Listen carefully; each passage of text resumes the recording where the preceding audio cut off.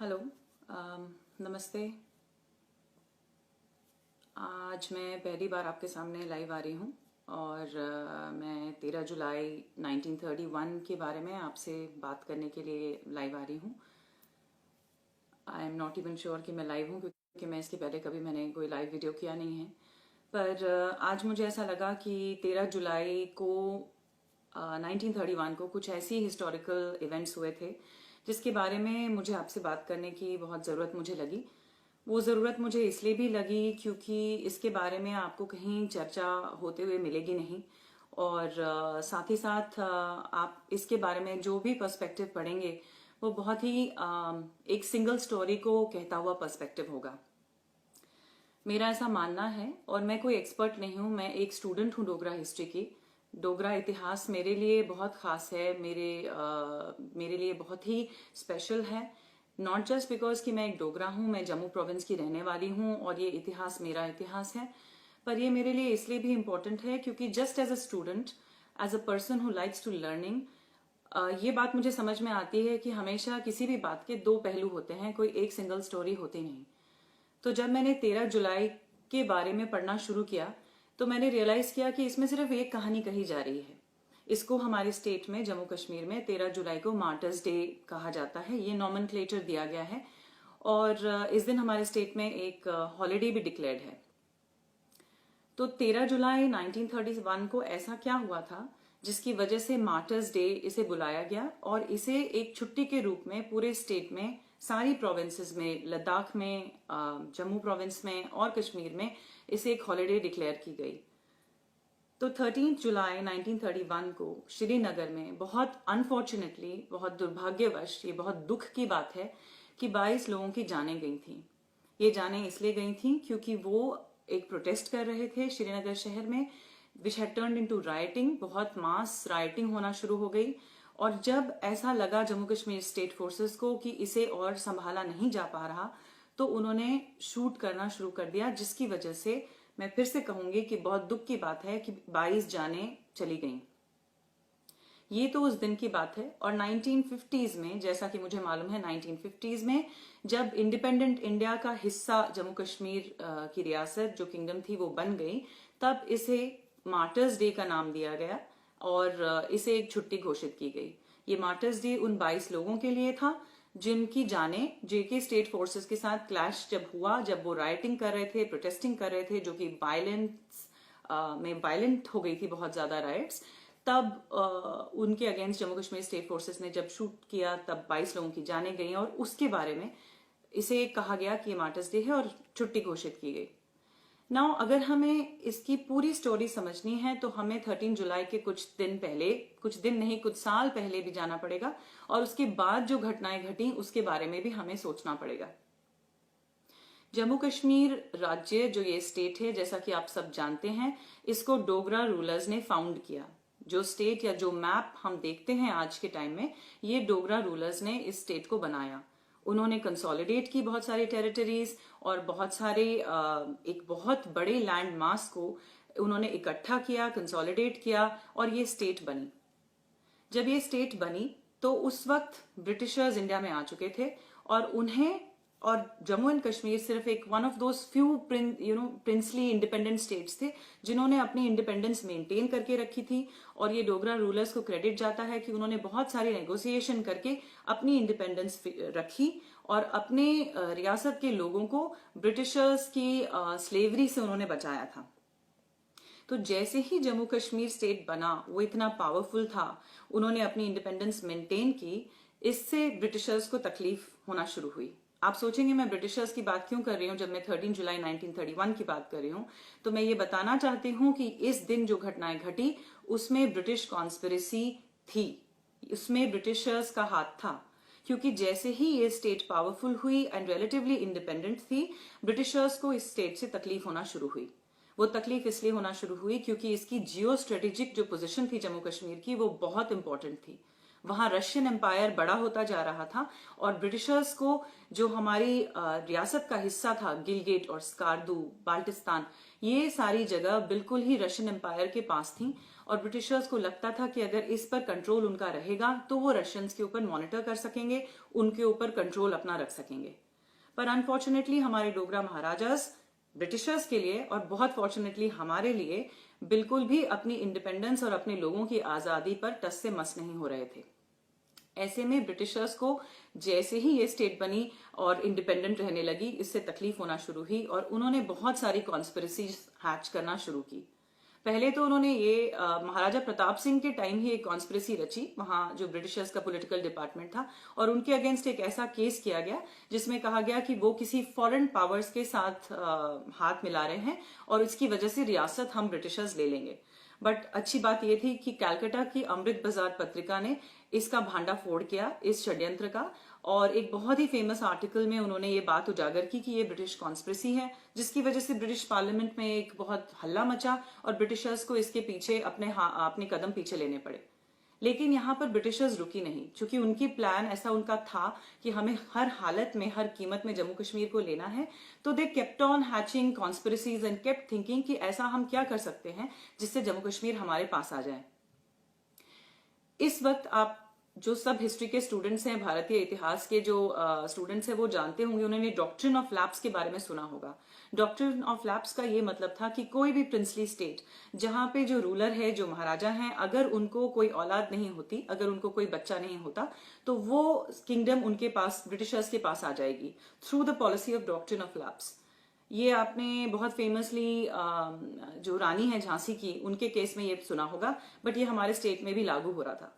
जब महाराजा प्रताप सिंह को वो नहीं हरा सके, तब उन्होंने महाराजा हरि सिंह को फंसाने की बहुत सारी चालें चलना शुरू की। महाराजा हरि सिंह से वो ज्यादा ही खुंदक खाते थे, बिकॉज महाराजा हरि सिंह बहुत ही स्ट्रांग थे, बहुत ही इंडिपेंडेंट थे।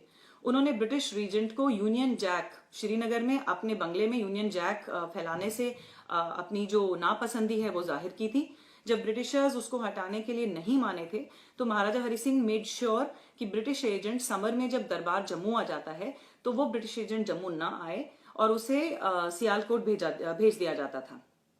इन सारी बातों से ब्रिटिशर्स को महाराजा हरि सिंह से तो चिढ़ उनकी बढ़ती जा रही थी, और ऐसे में उनकी जो एक उम्मीद थी वो ये थी कि डॉक्ट्रिन ऑफ लैप्स होगा और महाराजा हरि सिंह को कोई औलाद नहीं होगी, जो कि नहीं थी तब तक, और ये स्टेट उनके हाथ में आ जाएगा। लेकिन अगेन ब्रिटिशर्स के लिए ये बहुत दुख की बात हुई कि 9 मार्च 1931 को महाराजा हरि सिंह जी के घर में औलाद ने जन्म लिया, डॉक्टर करण सिंह जी का जन्म हुआ, और डॉक्ट्रिन ऑफ लैप्स जो एक हथियार ब्रिटिशर्स ने सोचा था कि वो इस्तेमाल करेंगे जम्मू कश्मीर के अगेंस्ट, वो ये नहीं कर पाए। इसके पहले 1930 में लंदन में एक राउंड टेबल कॉन्फ्रेंस हुआ था। अगेन जो इंडियन हिस्ट्री के स्टूडेंट्स हैं या जो उसमें रुचि रखते हैं वो ये जानते होंगे कि उस बहुत इंपॉर्टेंट राउंड टेबल कॉन्फ्रेंस थी लंदन की, और यहाँ महाराजा हरि सिंह ने अपने लिए और ज्यादा दुश्मनी मोल ली थी ब्रिटिशर्स के साथ, क्योंकि यहाँ उन्होंने बहुत हिम्मत से और बिल्कुल ही बिना डरे, बिना कोई झिझक के ये कहा था कि मैं महाराजा हूं एक इंडिपेंडेंट प्रिंसली स्टेट का, पर मैं भारत के लिए, इंडिया के लिए इक्वल रिस्पेक्ट और इक्वल ऑनर और इक्वल राइट्स की मांग करता हूं। ऐसा जब उन्होंने 1930 में लंदन में कह दिया तो ब्रिटिशर्स के लिए और ज्यादा खुंदक बढ़ गई महाराजा हरि सिंह के लिए, और ये जो रियासत उनके नजरों में खटक रही थी ये और ज्यादा खटकने लगी।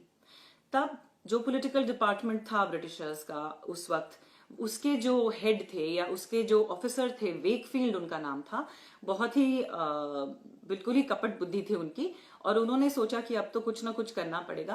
Both state agents and non state agents का इस्तेमाल करके उन्होंने एक बहुत ही भयंकर षड्यंत्र रचा। वो षड्यंत्र हमारी रियासत के लिए बहुत ही ज्यादा खराब था, क्योंकि इतने सालों से, it was almost 100 years rule of the Dogra dynasty. डोगरों ने करीबन 100 साल, जब तक 1930 में कुछ साल बचे थे 100 कंप्लीट होने में, लेकिन एक बहुत ही सेक्युलर और प्लूरलिस्टिक और बहुत ही खूबसूरत रियासत थी जम्मू कश्मीर। यहाँ पर अलग अलग धर्मों के लोग रह रहे थे। यहाँ पे मेरा कहना बहुत जरूरी होगा कि जब मैं डोगरा कहती हूँ तो ना मेरा रेफरेंस केवल जम्मू सिटी से है, एक ज्योग्राफी से है। जब हम डोगरा कहते हैं तो एक ज्योग्राफी से है, और ये ज्योग्राफी बहुत बड़ी है। और जब मैं डोगरा कहती हूँ तो ये धर्म से रिस्ट्रिक्टेड भी नहीं है, इसमें हिंदू, मुस्लिम, सिख, सारे धर्मों के लोग आते हैं। This is a geography, this is an ethnicity. इससे बहुत मिलती जुलती भाषाएं, गोजरी, पहाड़ी, ये सब इस रीजन में बोली जाती हैं, इस प्रोविंस में बोली जाती हैं। तो वापस मैं आपका ध्यान लाऊंगी कि जब तक ब्रिटिश कॉन्स्पिरेसी ये रच रहे थे, और जो उन्होंने ये कॉन्स्पिरेसी रची जो हमारे स्टेट के लिए बहुत खराब था, वो इसलिए भी खराब था कि जो इतनी ब्यूटीफुल हार्मनी के साथ जहां लोग रह रहे थे, मतलब इतनी डाइवर्सिटी किसी स्टेट में नहीं थी, इतनी भाषाएं, इतनी एथनिसिटीज, इतनी तरह तरह के कल्चर्स और इतनी इतनी डिफरेंस, डिवर्सिटी कहीं देखने को नहीं मिलती थी। और ये डोगरास को क्रेडिट जाता है कि 101 साल का राज्य, यहाँ कोई डेमोग्राफिक चेंज नहीं हुई, यहाँ कोई कन्वर्जन नहीं हुआ, यहाँ कोई एक्सोडस नहीं हुई, and this is a credit to the Dogra Maharajas, to the Dogras, who were both Hindus and Muslims. This was a credit to their governance. ऐसे माहौल में जब डॉक्ट्रिन ऑफ लैप्स फेल कर गया, जब दूसरे षड्यंत्र जो रचे गए फेल कर गया, तब सबसे इजी तरीका था, जो ब्रिटिशर्स का एक बहुत बड़ा हथियार था for the rest of India also, divide and rule. Divide and rule का गेम वो बाकी भारतवर्ष में खेल ही रहे थे, वो पूरे इंडिया में ये खेल खेल रहे थे। उन्होंने सोचा कि इसे जम्मू कश्मीर में एक्सटेंड किया जाए और इसी तरीके से जम्मू कश्मीर को हराया जा सकता है। और जब उन्होंने डिवाइड एंड रूल पॉलिसी को अडॉप्ट कर लिया, तब उन्होंने both state and non state agents का इस्तेमाल किया। जब मैं नॉन स्टेट एजेंट कहती हूं तो मैं बहुत आपको गौर फरमाने के लिए कहूंगी कि अब्दुल कादिर नाम का एक नॉन स्टेट एजेंट, यानी कि वो जम्मू कश्मीर रियासत का वो रियासती नहीं था। He was somebody who came from outside the state. वो स्टेट के बाहर से आया था। वो कौन था, वो कहां से आया था, और ये सब कुछ हो जाने के बाद वो कहां गया, इसका किसी को खबर नहीं है। ऐसा कहा गया है कि एक यूरोपियन ट्रैवलर के साथ वो खानसामा बनकर हमारी रियासत जम्मू कश्मीर में घुसा, और उसे Britishers, specially political officer Wakefield ने हमारे स्टेट में प्लांट किया था कम्युनल डिसहार्मनी के लिए। और जम्मू कश्मीर में कम्युनल हार्मनी को तोड़ना बहुत मुश्किल था, क्योंकि विद इन डोगरास इटसेल्फ हिंदूज भी थे, मुस्लिम भी थे, सिख भी थे। जम्मू प्रोविंस में, कश्मीर प्रोविंस में, लद्दाख में, गिलगिट बाल्टिस्तान में, और जो अब पीओजेके है, पाकिस्तान ऑक्यूपाइड जम्मू कश्मीर, जो कि मेनली मेनलैंड जम्मू का हिस्सा है, वहां हर धर्म के लोग रहते थे।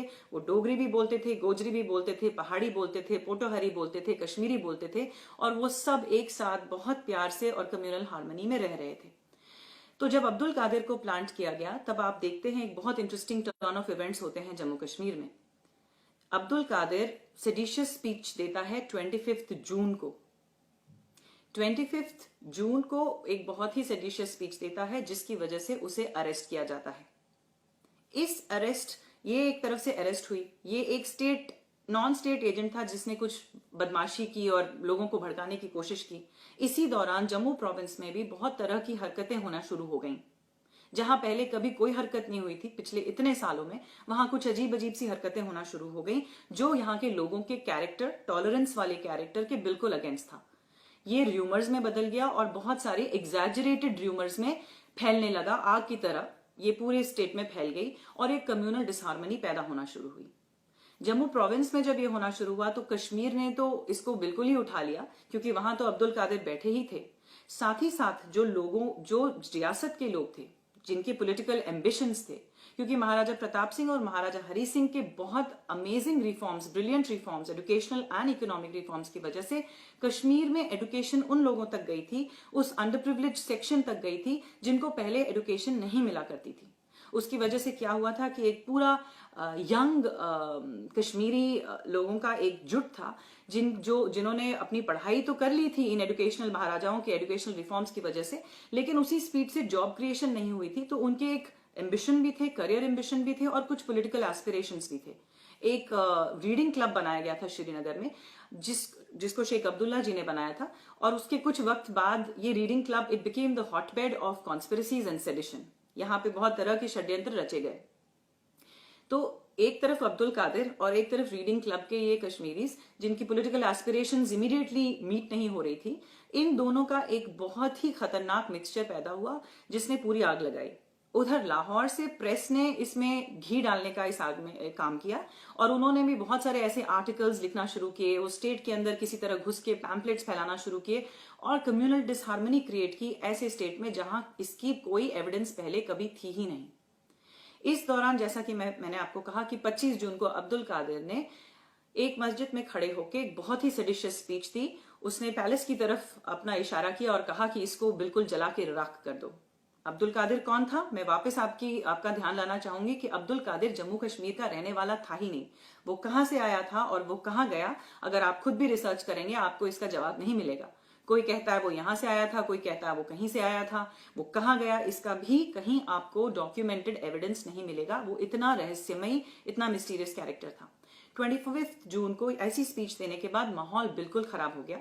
शेख अब्दुल्ला ने अलग अलग रिलीजियस पल्पिट्स का इस्तेमाल करके और ज्यादा इस वातावरण को भड़काया और कम्युनल डिसहार्मनी इतनी ज्यादा हो गई कि पूरे स्टेट में और खासकर कश्मीर में एक बहुत ही पैल्पेबल टेंशन क्रिएट हुई। ऐसी हालत में जो 25 जून को उसके सेडिशियस स्पीच के बाद अब्दुल कादिर को अरेस्ट किया गया था, स्टेट अथॉरिटी को लगा कि इसका ट्रायल ओपनली नहीं किया जा सकता, इसीलिए 13 जुलाई को अब्दुल कादिर का जो ट्रायल है वो एक श्रीनगर के सेंट्रल जेल में किया जाएगा। ऐसा होने पर शेख अब्दुल्ला ने 12 जुलाई की शाम को एक अगेन रिलीजियस पल्पिट का इस्तेमाल करके, मस्जिद का इस्तेमाल करके वहां से डिक्लेयर किया कि लोगों को भड़काया और कहा कि सब लोग सेंट्रल जेल पहुंचो और अपनी जान तक दे दो, पर इसको डेफिनेटली यू हैव टू सी कि इसका कुछ ना कुछ नतीजा निकले। इसमें एक बिल्कुल ही रिलीजियस धार्मिक एंगल ला दिया जो कि पहले नहीं था। इसमें एंगल सिर्फ रियासत और रियासत के प्रति लॉयल्टी की जो बात थी यहां तक चल रही थी, बट शेख अब्दुल्ला ने इसको बिल्कुल ही एक रिलीजियस टर्न दिया। जिस जम्मू कश्मीर स्टेट फोर्सेस के अगेंस्ट लोगों को उन्होंने हथियार उठाने के लिए, पत्थर उठाने के लिए भड़काया, उस स्टेट फोर्सेस में 50% मुस्लिम और 50% हिंदू थे। तो जिन लोगों को लग रहा है कि इस हिस्टोरिकल फैक्ट को क्लियर करने में कोई कम्युनल एंगल है, मैं उनको बताना चाहूंगी और दोहराना चाहूंगी कि जम्मू कश्मीर स्टेट फोर्सेस में 50% हिंदू और 50% मुसलमान थे।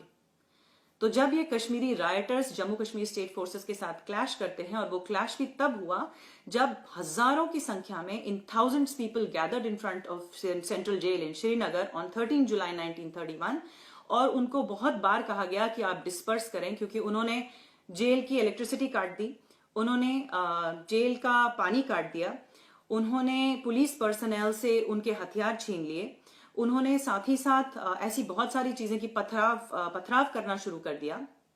ये वायलेंस और लूट, और उधर सेंट्रल जेल में भी बिल्कुल एक बहुत ही बुरा माहौल हो गया। और जब स्टेट अथॉरिटीज को लगने लगा कि इसमें लोगों की जानें जाएंगी, सेंट्रल प्रिजन था वो श्रीनगर का, यहां से प्रिजनर्स कैदी भाग जाएंगे, क्योंकि 4 कैदी को उन्होंने ऑलरेडी फरार कर दिया था राइटर्स ने। और यहां तक कि डिफेंडेंट यानी अब्दुल कादिर के जो 2 लॉयर्स थे जो मुसलमान थे, वो 2 मुसलमान भाई थे, उन्होंने भी क्राउड को रिक्वेस्ट किया कि ये सब मत करो, क्योंकि उन्होंने पुलिस क्वार्टर्स में भी आग लगा दी। ये सब देखकर सबने उन्हें रिक्वेस्ट किया, स्टेट फोर्सेस ने रिक्वेस्ट किया, और फिर मैजिस्ट्रियल ऑर्डर्स की वजह से जब सिचुएशन हाथ से बाहर चली गई और लगा कि बहुत जानो माल का नुकसान हो जाएगा, तब शूटिंग के ऑर्डर्स दिए गए, जिसमें अनफॉर्चुनेटली 22 सिविलियंस की जाने गई। सिविलियंस, बट वो सिविलियंस जो राइटिंग कर रहे थे, जो वायलेंस को रिजॉर्ट कर रहे थे, जो प्रोटेस्ट के नाम पर रिलीजन का इस्तेमाल करके कम्युनल वायलेंस इंसाइट कर रहे थे। क्योंकि इसके साथ ही साथ उसके साथ जो राइट्स हुए और उसके बाद जो राइट्स हुए, इससे पता चलता है कि वो एक pre planned orchestrated British agent Wakefield की कॉन्स्पिरेसी थी, और उन्होंने स्टेट में रहने वाले शेख अब्दुल्ला जैसे लोगों की जो पॉलिटिकल एस्पिरेशंस थी उसका भी इस्तेमाल किया, और non state agent Abdul Qadir जैसे लोगों का भी इस्तेमाल किया। क्योंकि इमीडिएटली इन पैरेलल जो कम्युनल वायलेंस अनलीश हुआ, उसमें महाराजगंज में जितनी हिंदू शॉप्स थी वहां मैसिव लूट हुई, सारी दुकानों का बिल्कुल बर्बाद कर दिया गया, शॉपकीपर्स जो थे उनको मॉलेस्ट किया गया। विचारनाग में जो 5-6 मील दूर था श्रीनगर से, वहां कश्मीरी हिंदुओं और बाकी हिंदुओं के घरों में आगजनी हुई, रेप हुआ, लूट हुआ, और ये सारी घटनाएं घटी। इसकी वजह से पूरे स्टेट में माहौल बहुत ही ज्यादा खराब हो गया। तो मेरा सवाल ये है, और मेरा सवाल खुद से ये था कि इस दिन को हम मार्टर्स डे क्यों बुलाते हैं। उन 21 लोगों की जो जानें गई हैं वो बहुत दुर्भाग्यवश हैं, क्योंकि वो हमारे रियासती थी, और उनकी जानें 21 या 22 अलग अलग फिगर्स आपको मिलेंगे, 21 या 22 लोगों की जो जानें गई वो बहुत दुर्भाग्य की बात थी, ये बहुत दुख की बात थी, क्योंकि वो रियासती थे। लेकिन हमें देखना होगा और सोचना होगा कि वो उस दिन क्या कर रहे थे। ये कोई मूवमेंट नहीं था मोनार्की के अगेंस्ट, ये कुछ लोगों की पॉलिटिकल एस्पिरेशन थी, और ब्रिटिशर्स की ये कॉन्स्पिरेसी थी जम्मू कश्मीर स्टेट को तोड़ के अपने कंट्रोल में लाने की। और ये करने के लिए उनके पास सिवाय कम्युनल डिसहार्मनी के, सिवाय रिलीजियस मोड देने के, सिवाय इस तरह का एंगल देने के लिए कि ये हिंदू महाराजाज हैं जो एक मुस्लिम मेजॉरिटी स्टेट पे रूल कर रहे हैं, कोई और रास्ता नहीं था। वो ये भूल गए कि ये कभी तो वक्त आएगा जब लोग क्वेश्चन करेंगे कि 101 साल इन महाराजाओं का कोई डेमोग्राफिक चेंज नहीं, कोई एक्सोडस नहीं, कोई कन्वर्जन नहीं, ये कितनी खूबसूरत गवर्नेंस थी। मोनार्की थी तो उसमें ऑफकोर्स कोई 19-20 चीजें रही होंगी, लेकिन कहीं कोई चेंज नहीं हुआ, किसी का धर्म परिवर्तन नहीं हुआ, कहीं कुछ भी खराबी नहीं थी। और ब्रिटिशर्स ने इसको तोड़ने के लिए इन लोगों का इस्तेमाल किया। तो ये है सच्चाई 13 जुलाई की। और इसीलिए सवाल आता है कि इसे मार्टर्स डे क्यों कहा जाता है।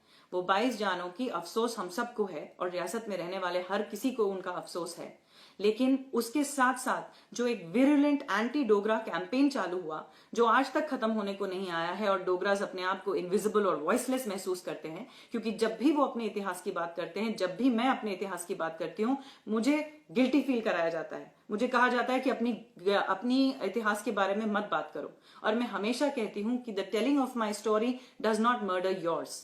मेरा भी एक इतिहास है, और ये सिर्फ मेरा नहीं है। मैं एक हिंदू नहीं हूं, मैं एक डोगरा हूं। मेरे डोगरा मुसलमान भाई भी हैं, मेरे जम्मू प्रोविंस के भी लोग हैं, और रियासत के बाकी लोगों को भी, कश्मीरियों को भी, सबको जानने का अधिकार है कि इतिहास सच्चा क्या है इस पूरी रियासत का। इसीलिए मैं वापस प्रश्न करती हूं कि 13 जुलाई 1931 को मार्टर्स डे क्यों कहा जाता है। उस दिन ये क्यों नहीं याद किया जाता कि between regions, between communities communal violence incite किया गया था। ये क्यों नहीं याद किया जाता कि कश्मीरी हिंदुओं की दुकानें जलाई गई थी, उनकी औरतों के साथ रेप लूट सब किया गया था, उनके घर जलाए गए थे, पुलिस क्वार्टर्स जलाए गए थे। जिन पुलिस और जम्मू कश्मीर स्टेट फोर्सेस के लोगों से हथियार छीने गए, जिन पे पथराव हुआ, जब बिजली काटी गई, जब टेलीफोन लाइंस काटी गई, तो ये किसी धर्म या किसी मोनार्की के अगेंस्ट नहीं हो रहा था, ये फेलो रियासती के साथ हो रहा था। तो ये दिन हम केवल 21 और 22 जानों को याद क्यों करते हैं? उन्हें भी याद करें, पर हम इन सारी चीजों को भी याद करें।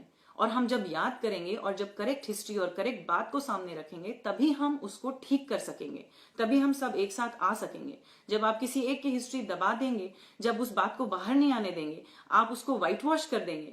और ये होता रहा है कि ऐसी स्टेट गवर्नमेंट्स आई हैं जिन्होंने डेकेड्स आफ्टर डेकेड्स इस दिन को सिर्फ मार्टर्स डे का नॉमेनक्लेचर देकर एंटी डोगरा विरुलेंट कैंपेन जो स्टार्ट हुआ, इसको इग्नोर किया। ब्रिटिश कॉन्स्पिरेसी थी 13 जुलाई 1931, इसको इग्नोर किया। अब्दुल कादिर जम्मू कश्मीर के रियासत का आदमी था ही नहीं, वो एक प्लांटेड एजेंट था ब्रिटिशर्स का, वो इग्नोर किया। उन्होंने ये इग्नोर किया कि अलग अलग प्रोविंसेस में एक एनिमोसिटी क्या पैदा की गई, ये बात इग्नोर की गई। कश्मीरी हिंदुओं के साथ इतना बुरा हुआ, रेप लूट ब्लडशेड हुआ, जिसको रोकने में जम्मू कश्मीर स्टेट फोर्सेस को बहुत मेहनत करनी पड़ी। ये सारी चीजें इग्नोर करके आप सिर्फ उन 22 जानों की बात क्यों करते हैं? इसीलिए आपने देखा होगा, जो मुझे ट्विटर पे फॉलो करते हैं और जो फेसबुक पे भी मुझे फॉलो कर रहे हैं, मैंने कहा कि ये मेरे लिए छुट्टी नहीं है, मेरे लिए ये इतिहास का व्हाइट वॉश है, मेरे लिए ये जम्मू कश्मीर के इतिहास का व्हाइट वॉश है। उस जम्मू कश्मीर का जो बिल्कुल ही कम्युनल हार्मनी में और इतनी डिवर्सिटी के बाद एक प्लूरलिस्टिक स्टेट है, डोगरा महाराजाओं की वजह से प्लूरलिस्टिक स्टेट था, हमारे यहाँ के रहने वाले रियासती की वजह से प्लूरलिस्टिक स्टेट था, उसके ऊपर एक व्हाइट वॉश है। इसीलिए वापस मैंने कहा कि ये छुट्टी मेरे लिए नहीं है, ये मेरे लिए केवल मार्टर्स डे नहीं है, मेरे लिए एक ब्लैक डे है, ये एक कलंक है, क्योंकि ये कम्युनल हार्मनी को भी इसने डिस्टर्ब किया, कश्मीरी हिंदुओं को और डोगरों को भी इसने परसिक्यूट किया, जम्मू प्रोविंस में जो अलग अलग धर्म के लोग प्यार से रह रहे थे उन्हें भी तंग किया, पूरे रियासत में जो प्यार से रह रहे थे कम्युनल हार्मनी से इतने सालों से, उन सबको डिस्टर्ब किया। और जो उनकी हिस्ट्री थी कम्युनल हार्मनी की, एक प्लूरलिस्टिक सेक्युलर फैब्रिक की, उसको डिस्टर्ब किया है इस दिन ने। तो इस दिन को हमें दुख से याद करना है, याद तो जरूर करना है, बिकॉज इससे हमें बहुत कुछ सीखने को मिलता है। और ये सवाल भी करना है कि इतने सालों तक इस इतिहास पर पर्दा क्यों रखा गया, क्यों नहीं ये सारी बातें बाहर उजागर की गई। आज मुझे आपसे बस इतनी ही बातें करनी थी, क्योंकि मैंने इस पर आर्टिकल लिखा है। आज डेली एक्सेल्सियर में भी मेरा आर्टिकल छपा है, 2 साल पहले भी मैंने ये आर्टिकल डेली एक्सेल्सियर में मेरा छपा था इसी विषय पर, और डेली ओपिनियन एक इंडिया टुडे का ऑनलाइन पब्लिकेशन है, उसमें भी छपा था। तो प्लीज पढ़ें, मैं आपको रिक्वेस्ट करूंगी कि इतिहास जो है उसको पढ़ने और जानने की जरूरत है, तभी हमारे अंदर कम्युनल हार्मनी और ज्यादा आएगी। जब हम सबको इक्वल स्पेस और इक्वल वॉइस देंगे, सारे स्टेक होल्डर्स को जम्मू कश्मीर के, तो ही जम्मू कश्मीर का कुछ प्रोग्रेस होगा, उसका विकास होगा और उसमें से सोल्यूशन निकलेगा। एक बार फिर आपके पेशेंस के लिए बहुत बहुत धन्यवाद। मैं पहली बार एक लाइव वीडियो कर रही हूँ और ये मैं बहुत लोगों के और स्पेशली यंगस्टर्स की रिक्वेस्ट पे कर रही हूँ जिन्होंने मुझे लिखा कि दीदी हमें हिस्ट्री नहीं मालूम है, जम्मू कश्मीर की डोगरा हिस्ट्री हमें नहीं पढ़ाई जाती। बहुतों ने लिखा कि मैम आप 13 जुलाई की बात कर रही हैं, इस दिन हुआ क्या था, क्योंकि हमें पूरी बात नहीं मालूम। तो उन भाइयों के लिए, स्पेशली उन बहनों के लिए मैंने ये लाइव वीडियो किया। तो इसमें अगर कोई भी गलती होगी मुझे माफ कीजिएगा। मैं एक्सपर्ट नहीं हूँ, मैं स्टूडेंट हूँ डोगरा हिस्ट्री की। जम्मू कश्मीर से बेहद प्रेम करती हूँ और चाहती हूँ कि यहाँ जितने लोग हैं रहने वाले वो सब प्यार से रहें, पर उसके लिए हमें सच को देखना होगा, समझना होगा और सच के बारे में बात करनी होगी। बहुत बहुत शुक्रिया, धन्यवाद, नमस्ते।